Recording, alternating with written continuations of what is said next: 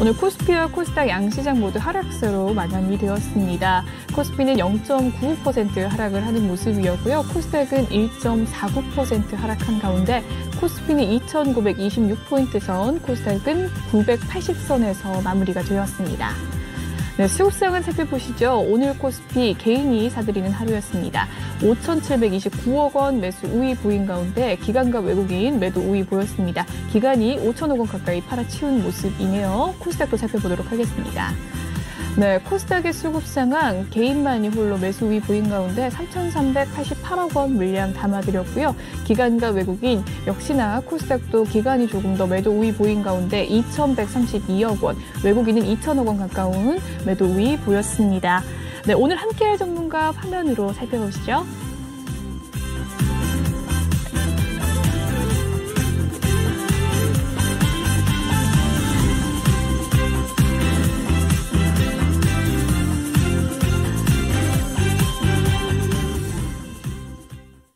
네, 오늘 함께할 주식왕 신광섭 전문가님입니다. 인사 나눠보도록 할게요. 안녕하십니까? 네, 안녕하세요. 네, 한 주를 책임지는 월요일 항상 만나뵙는 분인데요. 오늘 브로치가 있네요. 꽃무늬 브로치 굉장히 귀엽습니다. 아, 네. 평상시에 관심이 없으시군요. 항상 있었습니다. 저는 또 오늘 가까이서 보니까 네, 처음 알았어요. 항상 있으셨군요. 특별히 의미가 있으셨습니까?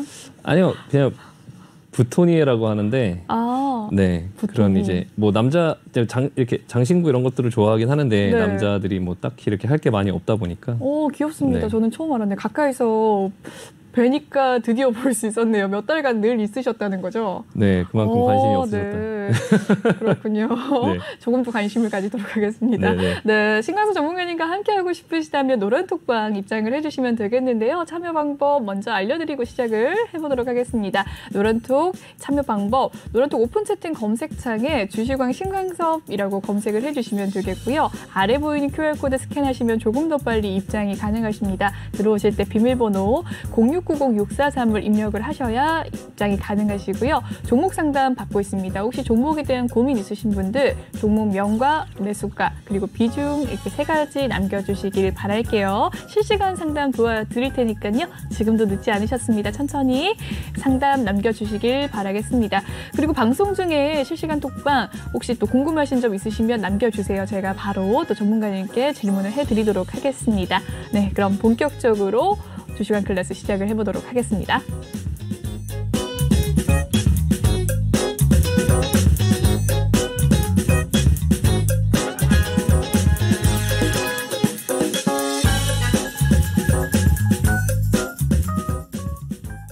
네, 1부 첫 번째 코너 주식왕 한 줄 평 코너입니다. 오늘장 증시를 보고 전문가님의 한 줄 평을 들어볼 수 있는 시간인데요.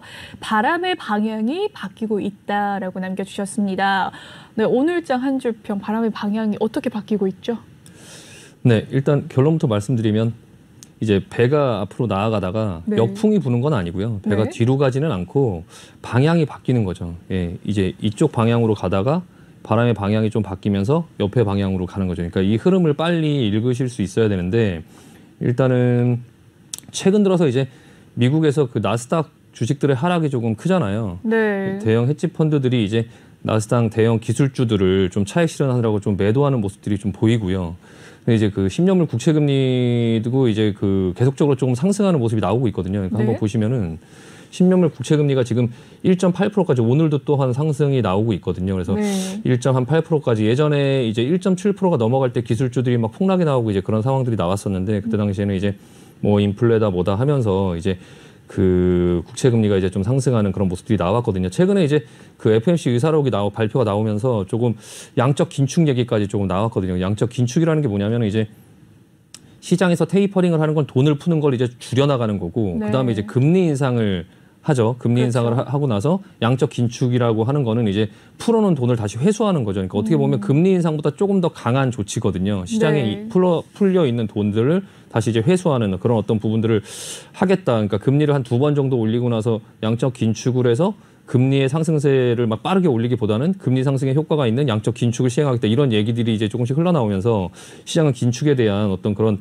그 두려움들이 조금 이제 계속적으로 생기고 있어요. 그래서 근데 지금 1월 초잖아요. 1월 초. 그러니까 그 여러 헤지 펀드들도 아, 주식이 이제 떨어진다라는 어떤 생각에 막 매도세가 나오는 것보다는 좀 포트를 교체하는 거죠. 그러니까 연초가 되니까 그동안에 조금 많이 올랐던 이제 기술주들을 좀 대형 기술주들을 좀 매도를 하면서 이제 최근 들어서 그 항공 주식이라든지 뭐 에너지 주식이라든지 아니면 금융 주식이라든지 이런 쪽으로 이제 좀 포트가 바뀌고 있어요. 그러니까 그런 방향이 좀 바뀌고 있다는 거거든요. 네. 그래서 우리나라 같은 경우도 오늘 같은 경우 이제 카카오 관련된 그룹주들이 계속 하락이 좀 심해지고 있잖아요. 그러니까 그렇죠. 예전에도 제가 카카오는 하면 안 된다. 카카오가 대표적으로 지금 하면 안 되는 주식이다. 그러니까 그 미국의 나스닥 주식들도 조만간에 이제 방향을 하락으로 틀 거고 그거와 마찬가지로 우리나라의 가장 대표적으로 하지 말아야 될 그 대형 성장주가 카카오인데 네, 그렇게 말씀하셨죠. 네, 그 자세한 얘기들은 지난번에 말씀을 드렸었고 오늘 그 카카오 관련된 모든 그룹주들이 카카오뱅크, 카카오페이, 뭐 카카오 그때 당시에 이제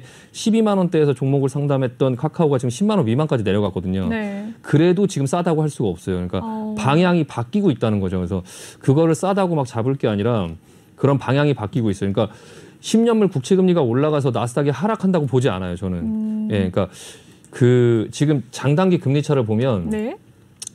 그 장단기 금리 차가 줄어들고 있어요. 그러니까 그 장단기 금리 차가 계속적으로 이렇게 줄어들고 있었거든요. 그러니까 100bp 정도를 기준으로 해서 이 100bp 위에 있으면 이제 경제가 좀 성장할 거다라고 보는 거예요. 그러니까 쉽게 결론만 말씀드리면 이게 단기 금리 같은 경우는 이 정책의 통화 정책의 영향을 많이 받아요. 그래서 그 금리를 올리겠다라고 하면 단기 금리가 바로 튀어 올라가죠. 예, 네. 바로 튀어 올라가는데 장기 금리는 경기를 반영하기 때문에 금리를 올리겠다라고 하면 단기 금리가 튀어 올라갈 때 장기 금리도 같이 튀어 올라가는 경우도 있지만 장기 금리가 오히려 떨어지는 경우가 있어요. 그러니까 예전에 계속 그랬던 거예요. 지금 앞전에. 그러면서 단기 금리는 상승하고 장기 금리는 하락하니까 이 플래팅이라고 이제 그 장단기 금리 차가 줄어드는 거거든요. 그러니까 네. 장기 금리가 단기 금리보다 항상 높아요. 근데 단기 금리가 올라가고 장기 금리는 내려오면 이게 점점 간격이 줄어들잖아요. 근데 이런 경우에 이제 경기가 안 좋을 거라고 생각하기 때문에 이런 현상이 나오는 거거든요. 그러니까 네. 장기 금리는 실물 경제를 반영하고 단기 금리를 통화 정책을 반영하는데 네. 금리를 올리겠다라고 하니까 단기 금리는 통화 정책에 반응을 하면서 튀어 올라가고 네. 장기 금리는 경기가 안 좋아질 것 같으니까 내려오는 거죠. 그러면서 이 사이의 간격이 좁아지는 거예요. 근데 최근 들어 어떤 모습이 나오고 있냐면 10년물 국채 금리의 상승이 네. 그 장단기 금리 차가 지금 벌어지고 있는 모습이 나오고 있어요. 그러니까 최근에 금리 긴축 이런 우려가 막 나옴에도 불구하고 단기 금리가 올라가는 것보다 장기 금리가 더 올라가는 거죠. 그러니까 경기는 나빠지지 않을 거라고 본다는 거예요, 시장에서는. 네, 그러면서 기술주들은 차익 신으로 매도세가 쏟아지는데 네. 개인들은 그걸 보면서 아, 시장이 폭락하는 거 아니야? 이렇게 착각할 수 있다는 거죠. 그래서 시장이 폭락한다라고 저는 보지 않아요. 네. 이 국채 금리의 상승은 오히려 장기적으로 봤을 때 미국의 어떤 그런 경기 상황이라든지 이런 게 좋아질 거다. 충분히 금리를 올릴 만큼 그런 어떤 경제 성장이나 이런 부분들이 탄탄하다라고 지금 시장에서 보고 있다라고 지금 보고 있거든요. 그래서 일단은 오늘 같은 경우도 한번 보시면 네. 지금 오늘 우리나라 증시가 이제 코스피 같은 경우 0.95% 빠지고 코스닥이 1.5% 정도 빠졌어요. 지금 이게 며칠 연속으로 지금 계속적으로 이렇게 빠지면서 맞습니다. 개인 투자자분들께서 굉장히 이제 이거 크게 하락하는 거 아니야라고 막 걱정을 하실 텐데 다른 나라의 상황을 한번 보면 유럽 같은 경우 지금 보합에 있죠. 예, 보합에 네. 그냥 있고 그리고 이제 중국 증시 같은 경우 오늘 올랐죠. 니케이 증시도 그냥 보합 정도에서 끝났어요. 그리고 대만 증시도 보면 오늘 조금 올랐죠. 그러니까 우리나라 증시만 개별적으로 좀 그런 현상이 나왔던 거거든요. 네. 지금 보시면 우리나라 코스피 차트인데 지금 보시면 앞전에 그냥 왔다 갔다 하는 그런 어떤 상황 속에서 지금 박스권 하단부에 지금 이제 와 있죠. 반등이 거의 나올 때가 됐다라는 모습이 지금 보여지고 있고요. 지금 코스닥 같은 경우도 보면 앞전에 박스권에 지금 하단부에 와 있고요. 여기서 만약에 추세선을 굳이 하나를 더 만든다고 하면 이렇게 추세선이 나오죠. 그러니까 코스닥 같은 경우는 여기까지 하락 목표치가 더 있을 수 있어요. 그래서 하루 정도 더 빠질 수 있다. 그러니까 내일 만약에 좀 잡힌다 하더라도 한 번 더 코스닥 같은 경우는 밑으로 한번 줄 수 있어요. 근데 여기서 손절하시면 안 돼요. 이거는 여기서 손절하시면 바로 반등 나올 수 있기 때문에 그러니까 지금은 그 종목별로 이제 손절하는 어떤 그런 영역대 아니면 어떤 부분에 추가 매수를 해야 되는 영역대냐 뭐 이런 부분들을 봤을 때 제일 중요한 건 아까 말씀드린 방향을 따라가야 되거든요. 카카오를 여기서 지금 추가 매수하시면 안 되겠죠. 물론 단기간에 많이 빠졌으니까 반등은 나올 거예요. 하지만 그 반등이 내가 샀던 그 가격까지 안 올 수도 있죠. 그러니까 대신에 다른 종목군들이 있어요. 예를 들면 지금 시장이 하락할 것 같으면 오늘 은행주 반등도 많이 나왔고 보험주 네. 반등도 많이 나왔죠. 네. 금리 상승 그게 금리 상승한다고 해서 시장이 안 좋을 것 같은데 무조건 금리 상승을 한다고 해서 은행주랑 보험주가 무조건 올라가는 게 아닙니다. 그러니까 그렇군요. 시장이 안 좋아질 것 같으면 네. 은행주, 보험주 이런 금리 상승 수혜주도 약발이 먹히지가 않아요. 근데 시장이 그렇지 않을 거라고 보기 때문에 저쪽으로 지금 돈이 몰리는 거거든요. 네. 그 외에도 지금 며칠간 이제 이렇게 지수가 하락할 때 노란톡방에서도 보셨겠지만 삼성 엔지니어링이나 동국제강이라든지 아니면 현대미포조선이라든지 네, 이런 종목들은 있었어요. 계속적으로 상승하는 모습이 나왔거든요. 지금 네. 현대미포 같은 경우도 보면 조선주 같은 경우 지금 방향을 위로 틀었죠. 예, 위로 방향을 틀면서 상승하는 모습이 나와지고 있고 장기간에 계속적으로 이 하락 추세에 계속 갇혀 있다가 지금 위로 방향을 트는 모습이 보여지고 있고요. 네. 동국제강 같은 경우도 지금 장기간에 여기 하락 추세에 계속 갇혀 있다가 지금 한 달 정도 옆으로 계속 기고 있다가 위로 지금 방향을 틀고 있어요. 방향을 틀고 있고 좋은 신호네요. 네. 삼성 엔지니어링 같은 경우도 지금 보시면은 그냥 횡보권역에 그냥 들어 있었는데 지금 좀 위로 방향을 틀려고 하는 모습들이 보여지고 있죠. 그러니까 일단은 이런 모습들을 보면서 이제 기술주나 그 전에 많이 올랐던 이제 게임주, 메타버스 관련주 이런 어떤 그런 쪽에 이제 저가 매수를 누리기보다 그 종목들이 이제 거의 끝나가는 어떤 모습들이 보여지고 있구나라고 빨리 그 흐름을 읽으실 줄 알아야 돼요. 그러니까 흐름을 빨리 읽고 그리고 이게 지수가 빠질 건가라고 너무 공포에 절어 있을 필요가 없어요. 지금 VIX 공포지수를 한번 보시면 시장이 이제 조금 우리나라 증시가 내려가고 미국 시장이 내려오고 막 이런 부분들이 나오고 있지만 나스닥이 막 폭락하고 이런 부분이 나오고 있지만 빅스 지수는 급등하지 않고 있어요. 지금 보시면. 예. 급등하지 않고 있죠. 그냥 20 이하에 그냥 평온하게 있거든요. 증시 자금 동향도 한번 보시면은 지금 오히려 1월 달 들어서 개인들이 고객 예탁감 늘고 있어요. 예, 늘고 있고 지금 67조, 68조, 70조 그 권역에 있거든요. 그러니까 일단 자금도 풍부하고 다만 비트코인 한번 보시면 네. 지금 코인 굉장히 위험해요. 이거 코인. 지금 보시면은 지금 앞전에 이렇게 올랐다가 8천만 원 찍고 3,500만 원까지 내려왔어요. 3,500만 원까지 내려왔는데 지금 긴축에 이제 기역자 이제 그 정도 수준만 나오고 있는 상황 속에 지금 흘러내리고 있죠. 이렇게 그렇군요. 계속 흘러내리고 있어요. 흘러내리고 있는데 벌써 이 앞전에 지지하는 이 지지를 한번 볼 수 있는 이 권역에 왔지만 이거 지지 안 됩니다. 이거 만약에 여기서 지지가 돼갖고 반등이 나온다면 나와야 돼요. 이거. 나오지 않으면 올라오다가 6천만 원 이상 돌파한 다음에 다시 꺾이면 그 다음 목표치는 3,500만 원이거든요. 근데 이 3,500만 원에서 이 앞전에 지지가 된 부분이 있기 때문에 또 여기서 지지가 나오는 어떤 흐름들이 보일 수 있지만 사실 이 하락의 목표치는 한 2천만 원 수준이에요. 2천만 원 수준. 예, 그러니까 여기까지 왔다가 반등 나오고 다시 꺾이면 3,500만 원까지 왔다가 다시 반등 나오고 옆으로 길다가 별거 없어서 밑으로 꺾이면 하락 목표치 2천만 원까지 볼 수 있거든요. 그러니까 지금 이 대표적인 코인 같은 경우가 지금 시청자 여러분들께서 한번 생각을 해보세요. 내가 돈이 엄청 많은 헤지펀드의 어떤 주인이고 이 자산을 운영해야 되는데 이 자산을 분산해서 갖고 있어요. 그래서 채권도 갖고 있고 주식도 갖고 있고 부동산도 갖고 있고 코인도 갖고 있고 이런 상황 속에서 어떤 자산을 가장 먼저 차익 실현을 해야 되냐, 어떤 자산이 제일 많이 올랐냐, 그리고 어떤 자산이 제일 많이 내려갈 것 같냐, 어떤 부분부터 차익 실현을 하나하나 해나가야 되냐. 긴축을 한다고 할 때 모든 자산이 이 긴축을 하는 과정 속에서 한 번에 꼬꾸라지지 않아요. 근데 그 시간이 계속적으로 지날수록 체력이 안 되는 것부터 하나씩 꺾이는 거예요. 그러다가 제일 마지막에 꺾이는 게 보통은 주식이에요. 주식이나 부동산. 예, 부동산 같은 경우도 이제 금리가 올라가고 이러면은 점점 꺾이긴 하겠지만 제일 먼저 꺾이는 게 제가 봤을 때 이 코인 쪽이 아닐까. 지금 벌써부터 코인은 주식보다 훨씬 먼저 반응을 하고 있어요.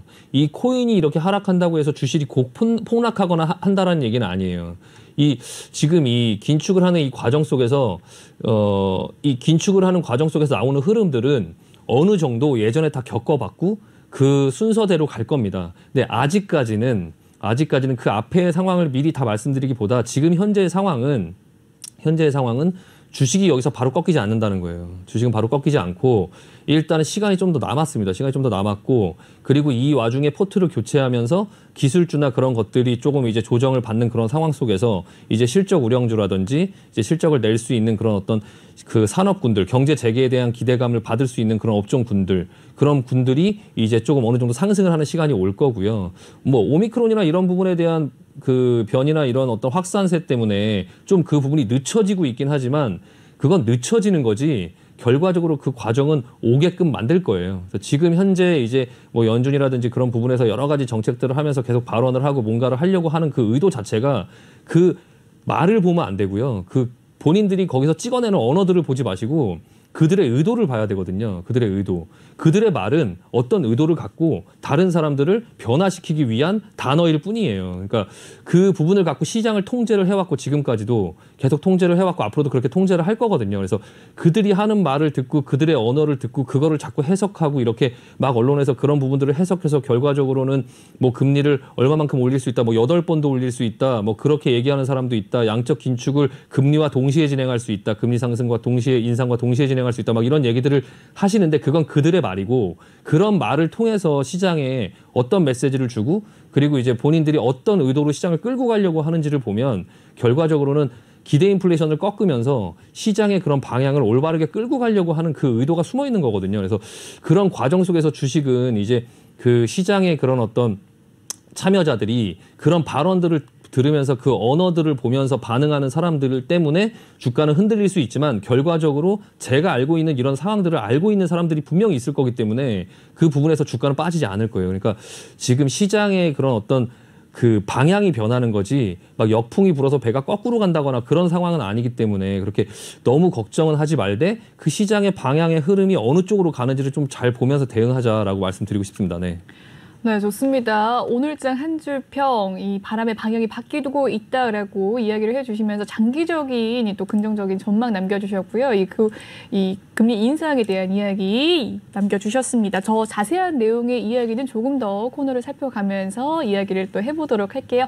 여기까지 한 줄 평 마무리 짓도록 하고요. 노란톡 참여 방법 다시 한번 알려드리도록 하겠습니다. 노란톡 오픈 채팅 검색창에 주식왕 신광섭이라고 검색을 해주시면 되겠습니다. 아래 보이는 QR코드 스캔하셔서 입장 가능하시고요. 들어오실 때 비밀번호 꼭 입력을 해주시고 입장해 주시면 되겠습니다. 종목 상담과 실시간 상담 받고 있으니까요. 궁금하신 점 많은 참여 부탁드리도록 하겠습니다. 네, 그럼 다음 코너 진행을 해보도록 할게요. 종목 클래스 코너입니다.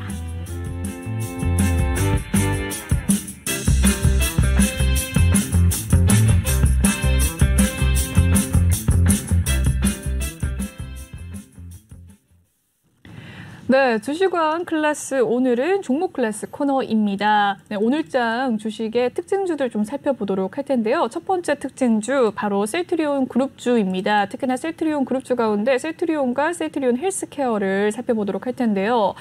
빨간불 켜는 하루였네요. 셀트리온 2.4%, 셀트리온 헬스케어는 2.43% 상승을 한 가운데 총 1,500억 원 규모의 자사주 매입 소식 속에서 오늘 상승세 보였습니다.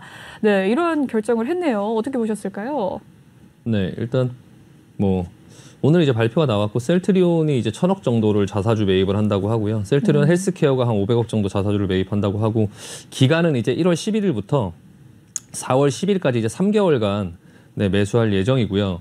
일단은 셀트리온 주주들이 그 전에도 이제 셀트리온한테 뭐 본인들의 그런 주식이 이제 계속 하락을 많이 하면서 40만 원부터 이제 거의 반토막이 났잖아요. 그런 네. 상황 속에서 이제 회사에다가 여러 가지 막 요구를 많이 했었는데 그래서 셀트리온이 배당도 안 하다가 이번에 배당도 하고 그리고 이제 뭐 주식 배당도 하고 현금 배당도 했죠 이번에. 그렇게 주주가치 제고를 위해서 여러 가지 그런 주가 안정이나 뭐 주주가치 제고 이런 부분들에 좀 신경을 쓰는 모습이에요. 그래서 여태까지는 이제 그런 투자를 하거나 뭔가를 하고 이런 부분에 대한 어떤 현금의 그런 유보율 때문에 뭐 자사주 매입이나 이런 것들을 잘 하지 않았었는데 이번에 이제 자사주 매입 발표까지 나오면서 이제 셀트리온이 좀 긍정적인 어떤 부분의 주가의 흐름을 조금 보여주고 있기는 하거든요. 일단 셀트리온 같은 경우는 이제 작년도에 그 레키로나 개발하고 막 이런 것들 때문에 이제 바이오 시밀러 본업 자체를 좀 밀어놓고 레키로나에 올인을 했는데 그 레키로나가 이제 그 주사제 형태로 나오고 그 다른 데서 이제 먹는 치료제가 나온다고 하니까 그런 부분들 때문에 앞전에 이제 그 먹는 치료제를 개발한다고 할 때 그러니까 주사제를 이제 치료제를 개발한다고 하는데 주가가 막 그때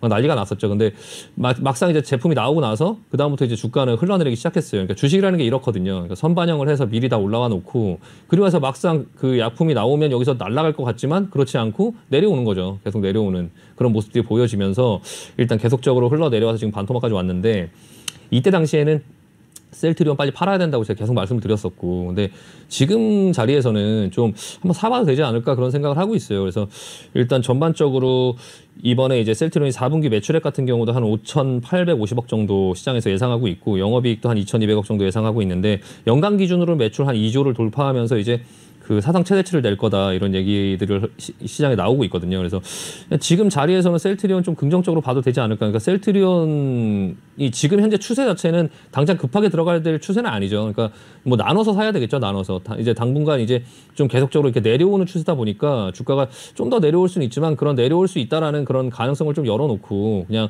뭐 나눠서 사면 추세를 좀 돌리면서 다시 상승하는 어떤 부분으로 모습이 나오지 않을까 싶고요. 그래서 일단 조금 천천히 관심을 가져볼 때긴 해요. 그래서 셀트리온 대신에 이제 셀트리온 제약이라든지 이런 종목들은 좀 이제 가격이 조금 실적이나 이런 부분에 비해서 좀 비싸니까, 일단 그냥 대표적으로 셀트리온 종목, 그러니까 바이오주, 예전에 이제 바이오주, 그러니까 그 바이오주라고 하면 이제 가장 대표적인 종목이 뭐 삼성 바이오로직스나 셀트리온이잖아요. 그러니까 그 바이오라는 어떤 종목들 중에 하나를 편입한다고 할 때 셀트리온, 그러니까 가장 큰 대장주를 시가총액 40조가 넘어갔다가 지금 25조 정도 수준까지 내려왔는데, 그 셀트리온을 편입하면서 내가 어떤 종목을, 지난번에도 말씀드렸지만 투자의 어떤 그런 마인드는, 아 내가 이 종목을 가지고 싶다, 그냥 지금 정도의 가격에 이 종목의 어떤 펀더멘털을 봤을 때, 아 이 정도의 가격이라면 내가 충분히 사서 그냥 들고 있을 만하다, 그냥 가지고 있고 싶다라고 어떤 생각을 하면서 매수를 할 때가 이제 투자자의 마인드라고 제가 정말 말씀드렸는데,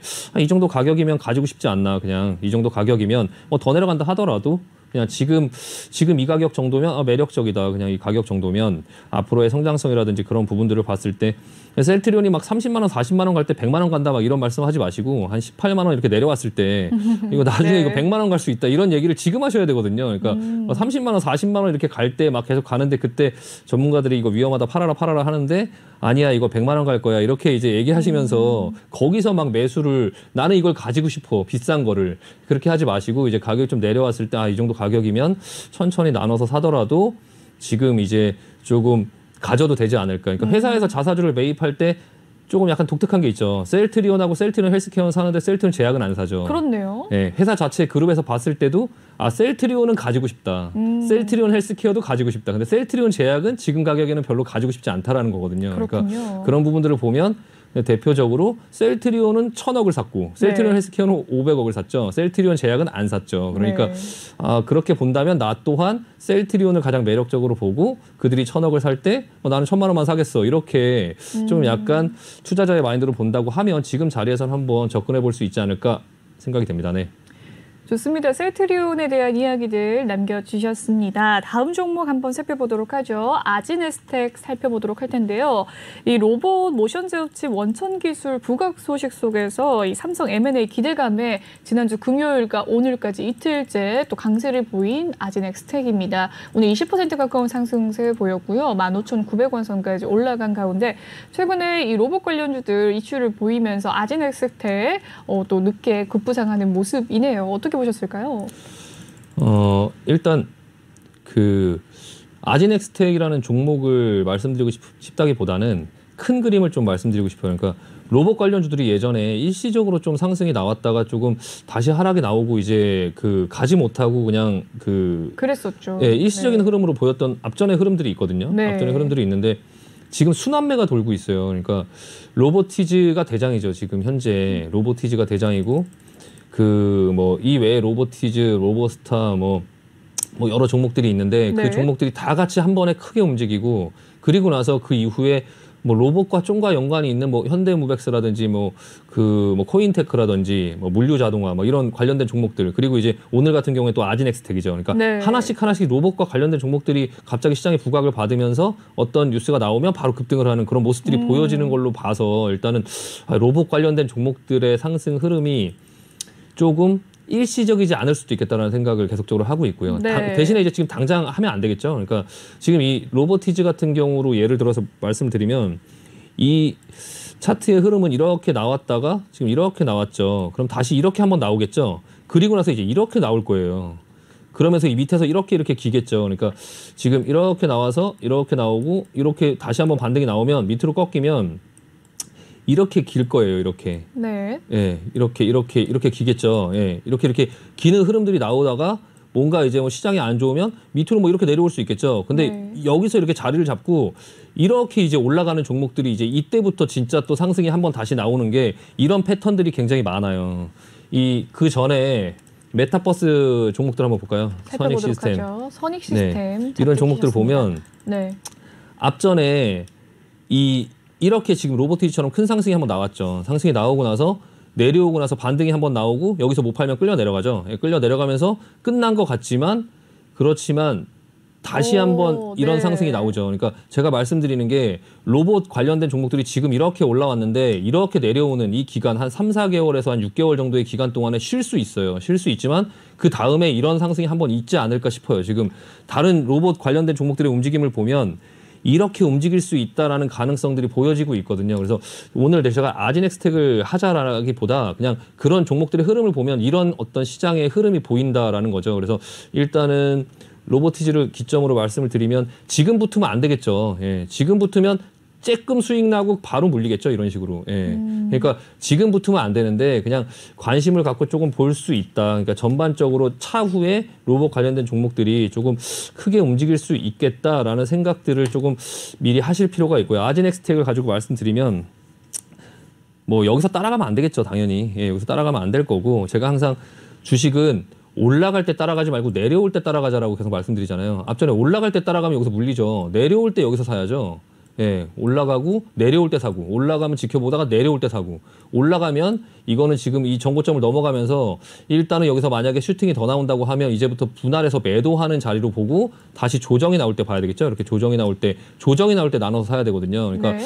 지금 당장 따라가자는 말씀은 아니고요. 일단 아진엑스텍 같은 경우에 오늘 뭐 때문에 올랐냐면 이제 요즘에 그 어떤 로봇에 대한 붐도 있고 이제 뭐 삼성에서 그런 뭐 대형 M&A를 뭐 앞두고 있다 뭐 이런 부분에서 로봇과 네. 관련된 종목들 뭐 퍼스텍이라든지 뭐 이런 종목들이 계속 움직이고 있어요. 그러니까 지속적으로 시장에서 좀 관심을 받고 있는데 이전에는 이제 이 아진엑스텍이 원래 메타버스 관련주에 포함이 됐었거든요. 그러니까 XR 글래스를 만든다고 해갖고 네. 메타버스로 앞전에 올라왔던 거예요. 메타버스로. 예, 메타버스로 올라왔었는데 이전에 이제 스마트 팩토리용 이제 XR 글래스 개발을 구미전자 정보원하고 지금 진행 중이다 해갖고 메타버스 관련주로 앞전에 부각을 좀 받았는데 이 회사가 이제 반도체라든지 디스플레이라든지 산업용 로봇 뭐 이런 것들을 제조하는 그런 어떤 스마트 팩토리 분야 이제 공정 자동화 장비에서 모터의 속도를 제어하거나 아니면 이동 속도, 뭐 위치 제어 이런 모션 제어 사업을 하고 있는데 이 모션 제어 솔루션이 이제 그 스마트 팩토리를 구축하거나 아니면은 그 로봇을 만드는데 이제 좀 필요한 어떤 부분의 장비라고 하더라고요. 근데 국내에서 유일하게 이제 모션 제어 칩을 만드는 회사가 이제 아진엑스텍이고 네. 이게 현재 지금 한 700여 개 기업에 이제 제품을 공급하고 있는 그런 상황이다 보니까 조금 이 부분에 대해서 조금 약간 부각을 받고 있는 것 같고요. 근데 아진엑스텍을 조금 보다가 네. 그 기술적으로 이제 아진엑스텍보다는 기술적으로 붙을 만한 종목은 네온테크라는 종목을 보니까 이게 드론 관련주인데 네. 드론 관련주인데 로봇 드론 생각하면 뭔가 연관이 되잖아요. 그러니까 로봇에 관련된 어떤 부분에서 또 물류 자동화라든지 아니면 뭐 택배 배달이라든지 이런 어떤 부분에서 아 이거 네온테크라는 종목이 조만간에 주목을 좀 받을 수 있겠구나라는 생각이 들어요. 예, 그래서 지금 현재 올라갈 때 따라가지 말고 내려올 때 따라가라고 제가 계속 말씀드리잖아요. 그랬었죠. 지금 내려오고 있는 이런 부분에서 한번 나눠서 한번 뭐 관심 있으신 분들은 이 네온테크라는 종목 드론에 관련된 이 부분에서 좀 관심 있으신 분들은 3,500원을 뭐 기준으로 잡고 이 부분에서 네. 지금 왔다 갔다 할 수 있겠구나. 지금 한 4,200원에서 3,500원 사이에서 좀 왔다 갔다 할 수 있는데 이 3,500원 정도에 사면 조금 뭐 여기 부분에서 천천히 모아가면 뭐 크게 그렇게 손해를 보지 않겠구나. 왜냐하면 여기 이탈하면 뭐 손절하면 되는 거고 그러니까 네. 일단 모양 자체를 이렇게 만들고 있어서 이게 만약에 빠진다 하더라도 한 번 상승 주고 빠지겠죠. 예. 그러니까 일단은 단기적으로 이 부분에서 내려오면 한번 요 정도 부근 3,500원 이상 뭐 한 3,600원, 3,700원 요 정도 부분에서 정확하게 자리 맞출 수는 없겠지만 어쨌든 그 부분에서 조금 천천히 매수를 해놓으면 일단 한번 단기적으로 상승이 있을 수 있는데 그 상승이 얼마나 나올지 앞에 말씀드린 로봇 관련된 종목처럼 이렇게 나왔다가 쭉 나왔다가 이렇게 나올지 아니면 그냥 여기서 또 이렇게 또 뭐 계속 지루한 흐름을 만들어갈지 알 수는 없지만 어쨌든 간에 로봇에 관련된 종목들이 지금 하나씩 돌아가면서 계속적으로 터지고 있는 그런 상황 속에서 이 드론 관련주 대표주 이제 테마주 네온테크도 한번 그냥 너무 크지 않은 돈으로 한번 좀 접근해 볼 수 있지 않을까 생각이 듭니다. 네. 좋습니다. 아지넥스텍에 대한 이야기 남겨주셨고요. 전반적인 로봇 관련주에 대한 전체적인 흐름도 봐주셨고 또 관심 종목까지 남겨주셨습니다. 다음 종목 살펴보도록 하죠.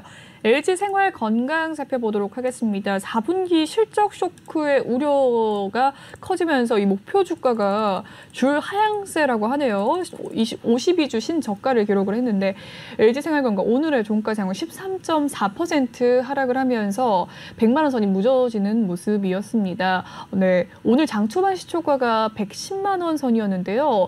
95만 6천 원에 오늘의 종가 형성을 했습니다. 장중엔 급락이 나오면서 92만 원 선까지 빠지기도 했던 모습이었습니다. 작년 7월 부근께는 177만 원 선까지 가면서 황제주로 불렸던 LG생활건강이었는데요. 오늘 95만 6천 원에 종가 형성된 가운데 LG그룹주들 전체적으로 오늘 좀 약세를 보였습니다. LG전자도 5% 하향세로 마감을 지었고요. 어떻게 보셨을까요? LG생활건강. 네, LG생활건강 대단한 회사죠. 예, 작년 3반기에도 이제 막 코로나 때문에 이제 뭐 매출이나 뭐 이런 게 좋지 않을 거다 이렇게 시장에서 예상을 했었는데, 네. 근데 이제 매출, 영업이익 이런 부분들이 전부 다 이제 두 자릿수 상승세를 보이면서 이제 막 역대 최고치를 기록했고요. 그러니까 2005년도에 이제 차석영 부회장이 이제 취임하고 나서부터 62분기 연속으로 매출이 증가하는 모습이 나왔어요. 그러니까 회사가 성장을 하는데 62분기, 1분기가 3개월이죠. 그러니까 62분기. 네, 62분기 와, 네. 동안에 어떻게 분기별로 계속 성장을 계속할 수가 있는지. 그렇네요. 네, 굉장히 대단한 경영 능력과 그러니까 네. 이 인수합병을 통해서 이제 계속적으로 성장하긴 했지만 어쨌든 간에 뭐 그런 어떤 경영 능력이나 이런 부분들이 좀 대단하죠. 예, 그 차석영 부회장님이라는 분이 굉장히 대단하신 분이고, 근데 지금 현재는 왜 그러냐, 이게 지금 이제 좀 둔화되는 거죠. 이제 둔화되는 모습들이 보여지면서 그동안에 네. 그렇게 성장했던 그런 부분 속에서 이제 중국 지금 이제 코로나로 인해서 이제 그런 어떤 유커들이 와서 막 화장품을 싹쓸이해가고 막 이런 일들이 지금은 이제 없잖아요. 그렇죠. 그러니까 당연히 이제 그 중국 화장품 수요가 이제 좀 구조적으로 계속 좀 둔화되는 어떤 모습들이 계속 보여지고 있었고, 그게 그 지난번 이제 실적 발표할 때부터 그런 모습들이 보여지고 있으니까 시장은 굉장히 눈치가 빠르죠. 예, 그 전부터 계속 흐르고 있었어요. 계속 흐르고 있다가 오늘 아모레퍼시픽 한번 볼까요? 아모레퍼시픽도 네, 오늘 화장품주가 좀 전체적으로 약세 흐름을 탔거든요. 살펴보도록 하겠습니다. 아모레퍼시픽도 한번 보시면 네. 오늘 뭐 마찬가지예요. 지금 이게 지금 제가 이거를 왜 설명을 드리고 있냐면 지금 현재 자리가 좋지는 않죠. 당연히 사면 안 되겠죠. 예, 당연히 사면 안 돼요. 근데 갖고 있는 분들은 이거 어떻게 해야 되나? 갖고 있는 분들은. 그러니까요. 예, 갖고 있는 분들은 어떻게 해야 되냐? 지금 뭐 이미 마이너스가 많이 있으신 분들 같은 경우는 결론은 버텨야겠죠. 예, 버텨야 돼요. 그냥 이게 지금 모든 종목들이 손절을 할 거였으면 앞전에 했어야죠, 미리. 예, 이 내려올 때 가만히 있다가 그리고 나서 이제 갑자기 이제 이슈가 터지면서 언더슈팅 하면은 조만간에 저점 나와요, 일단. 예, 저점 나오고 나서 그리고 나서 이제 좀 옆으로 기는 어떤 모습들이 보여지겠죠. 그리고 나서 뭐 순간 저점을 또 이탈하고 하는 모습들이 나올 수는 있지만 이미 이만큼 빠진 데에서 여기서 더 크게 빠지지는 않는다. 그러니까 경험상 봤을 때 그게 이제 개인 투자자분들이 항상 실수하는 거거든요. 그러니까 내려오는 동안에 아무 얘기 없을 때 이거 왜 빠지지 하면서 그냥 계속 들고 버티다가 이거 갑자기 이제 언론에서 막 나오면서 아모레퍼시픽 들고 있는데 LG생활건강 오늘 막 13% 빠지고 막 뭐 앞으로 뭐가 안 좋을 거야 하니까 여기서 이거 저점 이탈했다고 여기서 손절하면 그리고 나서 이제 뭐 처음에는 손절하고 나서 마음은 좀 편할 수 있고 조금 더 내려가는 모습이 나와서 잘했다 생각할 수 있지만 6개월 뒤에 보면 이만큼 또 올라와 있어요. 예, 그런 경우가 굉장히 많거든요. 그래서 네, LG생활건강도 지금 굉장히 갖고 계시는 분들 힘드실 것 같아서 제가 설명을 드리려고 한번 갖고 나왔는데 오늘 뭐 기관이라든지 외국인들 매도세가 엄청나고 지금 공매도 같은 경우도 오늘 엄청 많이 나오면서 거기에 기름을 쏟아 부으면서 지금 공매도까지 붙으면서 지금 하락이 커졌는데요.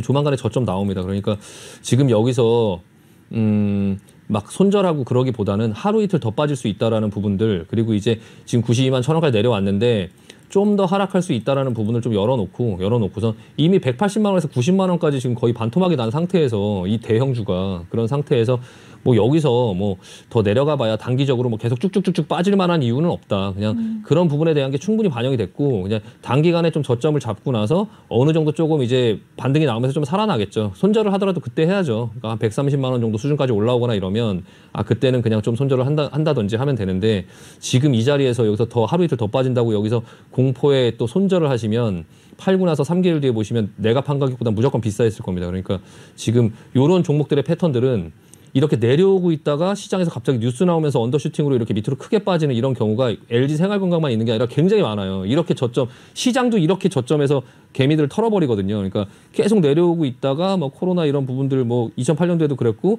마지막 하이라이트들이 있거든요. 근데 거기서 못 버티고 이제 1년, 2년을 들고 있던 종목들을 거기서 다 손절하기 마련인데 네. 이런 부분의 패턴들이 이제 있으니까 이런 식의 어떤 패턴들이 나올 때는 좀 손절을 하기보다는 그냥 맞고 갈 생각하고 대신에 현금을 좀 확보하고 이 종목을 여기서 물타지 말고 조금 지켜보면서 조금 편안하게 결국에는 이런 이슈가 지나가면 또 다시 어느 정도는 자리를 잡고 이제 정상화되거나 어떤 부분에 그 주식은 제가 지난번에 말씀드렸지만 602가 4가 아니라 3+1이라고 말씀드렸잖아요. 그러니까 602가 3까지 빠졌다가 다시 올라온다고요. 플러스 1로. 그러면 4에서는 팔아야 되겠죠. 근데 그 상황이 좀 나아지면 좀 다시 또 이제 올라가긴 하겠지만 내려갈 때 600이 1을 했는데 3까지 떨어지고 2까지 떨어질 때 거기서 손절하지 말자. 그냥 그 얘기를 좀 해드리고 싶었어요. 그래서 일단 오늘의 모습을 보면서 아 이거 개인 투자자분들께서도 이거 오늘 손절 많이 했을 텐데 아 이거 손절할 자리 아닌데 이런 생각을 했거든요. 그래서 방송에 나가고 한번 말씀을 드려야 되겠다라는 생각이 들어서 한번 말씀드리는 겁니다. 네. 좋습니다. LG 생활 건강 살펴봐 주시면서요. 또 이 아모레퍼시픽과 이 화장품주에 대한 이야기들 남겨주셨습니다. 네, 다음 종목도 살펴보도록 하죠. 신세계입니다. 이 신세계 그룹의 정용진 부회장이 이 멸공이라는 SNS에 멸공이라는 이야기를 좀 남겨주셨습니다. 이 논란 속에서 장중에 7% 가까이 또 급락을 하는 모습 보여줬습니다. 오너 리스크라고 또 볼 수 있겠는데요. 신세계 오늘 좀 살펴보도록 하죠. 7% 가까운 하락세, 25만 원의 시초가에서 23만 원 선까지 빠졌습니다. 네, 신세계 인터내셔널도 오늘 5.3% 하락세 보였고요. 신세계 건설은 오늘 소폭의 상승세, 푸드도 2% 하향세 보였습니다. 네, 이마트도 빨간불을 보였네요. 어떻게 보셨을까요? 네, 일단은 오너 리스크라고 이제 얘기가 나왔을 때 이런 대형 회사들은 네. 오너 리스크로 인해서 회사가 망하지가 않아요. 예, 그러니까 오너 리스크가 나왔을 때 대형주들은 사야 돼요. 예. 예, 저가에서 노려볼 수 있어요. 그러니까 예전에 대상 같은 경우도 네. 뭐 길거리에 지나가다가 이제 그 어떤 여성분을 성추행 가갖고 그래서 대상 같은 경우도 이제 주가가 많이 떨어지고 막 그랬었는데 결국에는 시간이 지나면 그런 부분들 다 무마가 되거든요. 그리고 이제 뭐 예전에 메일유업이라든지 뭐 이런 회사들도 뭐 그런 어떤 일시적인 물론 이제 남양유업이나 뭐 아니면은 그 미스터 피자 같은 경우는 뭐 그런 걸로 인해서 네. 좀 완전 잘못됐지만 네. 이제 그 정도의 굴지의 회사가 아니기 때문에 신세계는 근데 지금 이 신세계 참 재밌는 게 있죠. 그러니까 신세계가 정용진 회장과 신세계는 별로 관련이 없죠. 집안 사람이긴 하지만 정용진 회장은 이마트 쪽이죠. 이마트 쪽. 이 신세계 백화점이나 네. 이 신세계 쪽은 정유경 회장이죠. 정유경 회장. 아, 그렇군요. 네, 그러니까 정용진 회장은 이제 이마트 쪽을 가져갔고 이 정유경 회장이 지금 이제 이 신세계 쪽 물론 이제 같은 집안 식구고 하다 보니까 영향이 없을 수는 없겠지만 그냥 정용진 회장이 한마디 해갖고 괜히 정유경 회장이 두드려 맞았죠. 오늘 오히려 이마트는 또 덜 빠졌어요. 그게 왜 그랬냐면은 아, 그랬군요. 네. 그 정영진 회장도 생각이 없는 사람이 아니겠죠. 그러니까 지금 이제 그 정영준 부회장이 이제 그 맡고 있는 그 이마트 쪽의 사업은 중국 시장이 없어요. 이미 벌써 망했죠. 1997년도에 진출했다가 중국에서 이제 26개 매장을 운영을 했었는데 2013년도부터 계속 적자가 이어지니까 2017년 12월에 완전히 철수했거든요. 그러니까 정용진 회장은 중국에 이제 사업을 하지 않아요. 그러니까 이런 말을 할 수 있는 거죠. 아하, 네. 네, 근데 이제 정유경 회장 쪽은 그 신세계에서 이제 그 중국에서 뷰티 사업을 하고 있죠. 뷰티 사업. 화장품은 이제 뭐 스위스 퍼펙션이라는 브랜드가 호텔 이제 5성급, 6성급 호텔에 이제 들어가 있죠. 네. 호텔 스파에 입점돼 있고 패션 부분은 뭐 보브라든지 스튜디오 톰보이라든지 이런 회사가 중국에서 오프라인 매장을 운영하고 있고 근데 이제 백화점이나 면세점이나 이런 부분도 중국에서 별도로 뭐 사업을 진행하고 있지는 않아요. 그러니까 정유경 회장도. 근데 이제 그 뭐 향후에 또 뭐 중국에 진출할 계획도 지금 없다. 이제 신세계 쪽은 이제 중국에 진출했다가 그 롯데도 그렇고 많이 겼죠. 예, 중국 그 공산당 그러니까 저는 그 정유진 회장이 중국 공산당이 싫어요라고 얘기하는 게 저는 진짜 100% 이해가 돼요. 공감이 돼요. 사업하는 사람 입장에서 롯데 쇼핑도 들어갔다가 막 뭐 그때 사드 배치한다고 맞습니다. 해갖고 네. 막 불매운동 해갖고 막 회사 막 문 닫게 하고 그랬죠. 지금 뭐 알리바바, 텐센트, 뭐 디디 추싱 뭐 이런 회사들 지금 박살났잖아요. 예. 네. 기업인들한테 뭐 중국은 진짜 그 공산당은 진짜 너무하죠. 예, 너무해요. 그러니까 그 정유진 회장 그 기업하는 사람 입장에서 그런 여러 사람들을 봤을 때 공산당을 좋아할 수가 없죠. 뭐 기업의 사람들은 뭐 기업 못하게 하고 본인도 이마트 들어갔다가 한번 작살나서 망해갖고 나왔고 그러니까 그런 여러 가지 상황들을 봤을 때 그 마음은 10분 이해하지만 그 기업의 경영이나 이런 부분들을 그런 어떤 본인이 하고 싶은 말을 해갖고 어떤 그런 할 수가 없죠. 비즈니스라는 게. 예. 근데 그거를 이제 그 SNS, 저는 SNS를 안 해요. 괜히 SNS 해갖고 그 정영진 회장도 SNS 안 하는 게 나을 것 같아요. 그렇게 하실 거면. 예. 제발 그러지 마세요. 진짜. 회장님 부탁드리겠습니다. 간곡히. 네. 예. 주식 투자하는 여러 개인 투자들이 있고 한데 뭐 본인은 상관없겠지만 일단 이 본인들을 믿고 투자를 하고 있는 이 개인들, 이 투자자들이 있는데 본인들이 어떤 기분으로 인해서 그런 어떤 그런 말씀을 하시는 게 이게 주가에 굉장히 큰 영향을 주고 그걸로 인해서 굉장히 힘들어하는 사람들이 많기 때문에 일단은 조금 기업가로서 회사의 대표로서 조금 점잖은 행동을 하시면 참 좋을 것 같아요. 그러니까 SNS로 이제 뭐 소비자들과 개인들과 소통을 하시고 이제 그런 어떤 친근감을 갖고 막 이렇게 하시는 건 참 좋은데 그런 부분까지지 여기에 뭐 정치적인 성향을 드러내고 우리 기업이 어떤 부분에서 좀 뭐 그런 불이익을 받았다고 해서 그런 부분을 사실 비즈니스 저도 비즈니스를 하는 사업가지만 그런 부분에서 본인의 기분과 상관없이 포커페이스를 해야 되고 직장인들도 상사가 싫어도 거기 상사한테 대놓고 얘기할 수 없잖아요. 저는 상사가 싫습니다. 공산당이 싫어요. 이렇게 뭐 SNS에 올리고 전 부장님이 싫습니다. 뭐 사장님이 싫습니다. 이러진 않잖아요. 네. 본인도 입장 바꿔서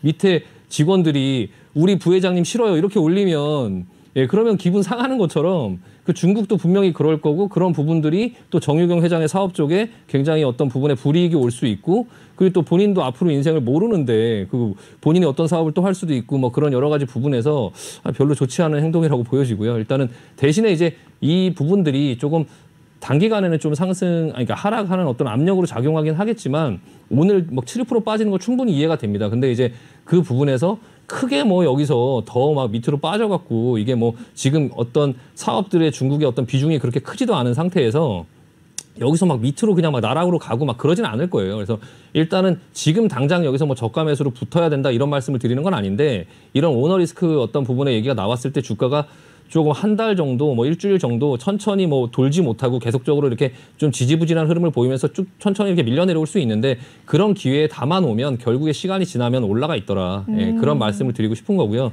지금 신세계 같은 경우도 추세상으로 봤을 때 지금 앞전에 큰 상승이 나오고 나서 이렇게 자리를 만들어가면서 둥그렇게 이렇게 올리고 있죠. 이렇게 지금 올리고 있었어요. 이렇게 올리고 있었는데 오미크론 때문에 또다시 이렇게 내려오고 저점이 이전 저점을 이탈하지 않고 잡고선 자리 잡고 다시 올라가려고 하는 그런 중요한 자리에서 그 정영진 회장님께서 정영진 부회장님께서 이상한 말씀 하셔갖고 여기서 지금 밑으로 하면서 다이빙을 한번 했거든요. 네. 근데 아마 이 이전 저점을 깨지 않을 거다. 21만 1,000원을 깨지 않을 거고 이 정도 저점에서는 조금 천천히 나눠서 한번 붙어볼 만하지 않나 생각이 들고요.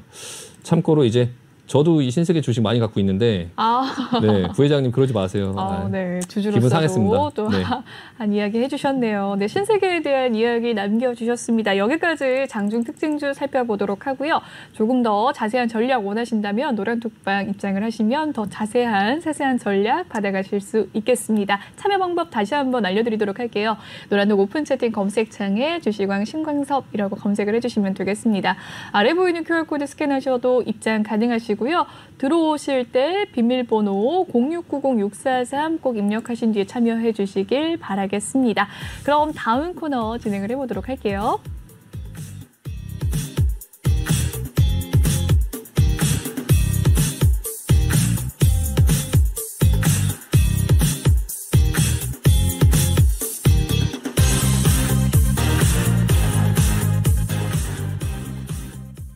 네, 이번 시간은 토크하는 상담소 시간입니다. 여러분의 종목 고민 실시간으로 또 상담해드리는 시간인데요. 첫 번째 종목 고민입니다. 코프라에 대한 종목 고민 남겨주셨어요. 매수가는 12,000원, 비중이 50% 가지고 계신다고 합니다. 오늘의 종가 상황 코프라 살펴볼까요? 4.16% 오늘 하락세 보이면서 장 초반 10,000원대의 시초가가 무너지는 모습 보였네요. 네, 9,680원의 종가 마무리가 되었습니다. 전문가님, 코프라를 어떻게 대응하면 좋을까요? 네, 일단은 자동차 부품 관련주죠. 예, 자동차 경량화 관련주인데 네. 뭐 무난하죠. 회사는 무난하고 실적이나 이런 부분들도 지금 무난한 어떤 모습들이 보여지고 있고요. 네. 차츰차츰 성장하는 모습들이 보여지고 있고 얼마 전에 BGF에서 이 회사를 인수를 했는데 일단은 그냥 주가도 그냥 무난한 흐름이죠. 무난하게 이제 장기적으로 좀 상승하는 어떤 흐름의 모습들이 보여지고 있고 회사는 뭐 괜찮아 보입니다. 그래서 큰 흐름으로 봤을 때도 계속적으로 이제 주가는 조금 최근 들어 좋은 모습을 보이고 상승하는 흐름이 보였는데 최근 들어서 이제 조정이 나오는 거죠. 지수가 이제 조정이 받으면서 눌리면서 같이 이제 조금 눌리는 모습들이 보여지고는 있는데 일단은 지금 현재 매수가가 12,000원이셔갖고 또 이 정도 부분이신데 대부분의 분들이 이렇게 올라갈 때 제가 계속 말씀드리지만 올라갈 때 사지 말고 내려올 때 사자. 그러니까 그 습관만 고쳐도 이 매수가를 봤을 때 이런 꼭지에서 잡지 않게 되거든요. 그러니까 내려올 때 사면 계속적으로 이제 평단가가 낮아지면서 어느 정도 이렇게 따라가게끔 돼 있는데 일단 지금 보시면 여기 12,000원 아니면 여기 부분 그러니까 올라가니까 더 올라갈까 봐 자꾸 따라가시는 그런 분들의 그 습관들 그게 지금 가장 큰 문제고요. 비중 50%를 담아 놓으셨기 때문에 추가 매수할 때도 굉장히 부담스러운 어떤 영역에 있거든요. 일단은 사실 이제 12,000원에 사셨으면은 그냥 10,000원 이하로 내려갈 때 10,000원 이하, 그러니까 11,000원. 그러니까 그 어떤 손절 라인을 정하고 이건 손절을 했었어야 돼요. 그러니까 이 부분에서 올라갈 때 사면 내려갈 때 손절해야 되거든요. 그러니까 내려갈 때 사면 내려갈 줄 알았어라고 생각하고 분할 매수를 하면 되는데 비중을 50%나 한 번에 여기서 그냥 태웠기 때문에 그렇게 했을 때는 여기서 올라가지 않으면 난 손절한다 이렇게 생각을 해야 되거든요. 손절을 해놓고 다시 산다 이렇게 생각을 해야 되는데 일단 그 두 가지 매매 방법이 좀 약간 잘못되셨어요. 그러니까 올라갈 때 한 번에 들어갔고 내려가게 되면 내 생각이 맞지 않아서 빨리 손절을 하고 다시 나눠 사든지 해야 되는데 그걸 그냥 들고 계시면서 지금 20% 이상이 이제 깨졌는데도 여기서 이제 추가 매수를 할 여력이 없다.